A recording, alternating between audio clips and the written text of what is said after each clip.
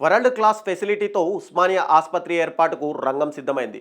కోట్ల మంది ప్రజల ఆరోగ్యం కోసం 30 లక్షల స్క్వేర్ ఫీట్ల కెపాసిటీతో హాస్పిటల్ బిల్డింగ్స్ నిర్మాణం కాబోతుంది. స్టాఫ్, మెడికల్ స్టూడెంట్స్ కోసం ప్రత్యేక భవనాలు, 2 ఫ్లోర్లలో సెల్లార్ పార్కింగ్ వ్యవస్థ, అత్యాధునిక టెక్నాలజీతో కూడిన మార్చురీ, అన్ని రకాల సూపర్ స్పెషాలిటీ వైద్య సేవలు, ప్రతి డిపార్ట్మెంట్కు ప్రత్యేకంగా ఆపరేషన్ థియేటర్లు, ఇలా ఇంకా ఎన్నో అంతర్జాతీయ ప్రమాణాలు, అత్యాధునిక టెక్నాలజీతో కూడిన కొత్త ఉస్మానియా హాస్పిటల్ రాష్ట్ర ప్రజలకు అందుబాటులోకి రానుంది. హాస్పిటల్ నిర్మాణంపై మంత్రి దామోదర రాజనరసింహ అధికారులతో బుధవారం సెక్రటరియట్లో రివ్యూ మీటింగ్ నిర్వహించారు.